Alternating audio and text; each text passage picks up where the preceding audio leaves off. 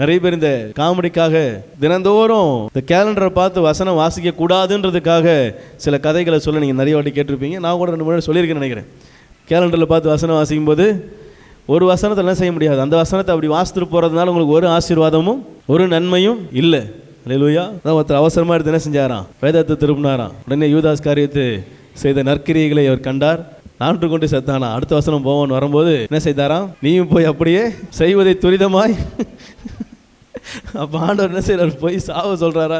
இப்படி திடுதிப்புன்னு எடுத்தோம்னா என்ன செய்யும் வசனம், என் இருதயத்தை புரிந்து கொள்கிற வசனம் என்னோட கூட பேசணும் அப்படின்னா நான் அதோடு கூட என்ன செய்யணும், டைம் ஸ்பெண்ட் பண்ணணும். கொஞ்ச நேரம் என்ன செய்யணும், உட்காரணும். கொஞ்ச நேரம் அதை என்ன செய்யணும், தியானிக்கணும். ஆமென். நீங்கள் அந்த யூதாஸ் காரியத்தை செஞ்ச காரியத்தையே எடுங்களேன், அந்த பேசேஜை எடுத்து நீங்கள் தியானம் பண்ணுங்களேன். அந்த வசனத்தை கொண்டு ஆண்டவர் கூட பேசுவார். அவன் எதனால் செஞ்சான், ஒருவேளை எதை செய்யாமல் இருந்திருக்கலாம், எப்படி உங்கள் இருதயத்தில் அந்த வசனம் ஏதோ ஒரு கேள்வியோடு படிங்களேன். அந்த வசனம் உங்களோட கூட என்ன செய்யும், கண்டிப்பாக பேசும். வேத வசனம் என் ஆண்டவருடைய ஜீவனுள்ள வார்த்தை ஒரு நாள் என்ன செய்யாது, பேசாமல் இருக்காது. அது உங்கள் கூட அது சம்பாஷிக்கும். எத்தனை பேர் அது உணர்ந்துருக்கிறீங்க தெரியல. நீ தனியாக உட்காந்து எந்த டிஸ்டர்பன்ஸ் இருக்கக்கூடாது, தனியாக உட்காந்து ஒரு அதிகாரத்தை இல்லை மத்தேயு மார்க்கு லூக்கா அந்த சுவிசேஷ புத்தகங்களை இல்லை பவுல் நிருபங்களை இல்லை ஒரு பேசேஜ் எடுக்கிறீங்க அப்படின்னா அதோடைய ஆரம்பமும் உங்களுக்கு தெரியணும், அதோடைய முடிவு என்ன செய்யணும் தெரியணும்.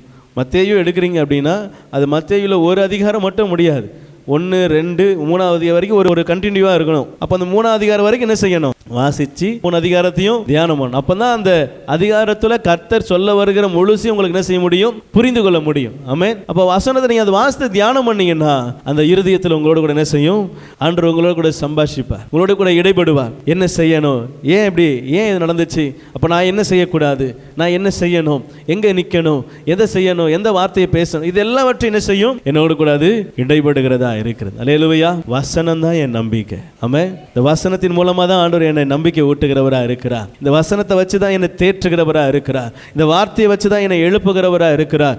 இந்த வார்த்தை தான் என்னை நித்தியத்துக்கும் கொண்டு செல்கிறதா இருக்கிறது. ஆமென். முடிவு பரியந்தம் இந்த வசனம் தான். அல்லேலூயா. பரலோகத்துக்கு போனா அங்கேயும் வேதம் என்ன செய்யும், இருக்கும்.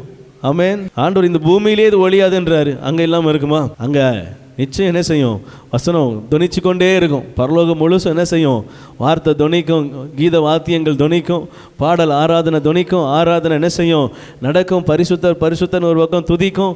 எல்லா இடங்களிலும் என்ன செய்யும், வேதத்தில் இருக்கிற எல்லா சாராம்சமும் அங்கே என்ன செய்யலாம், நம்ம லைவாக கேட்கலாம்.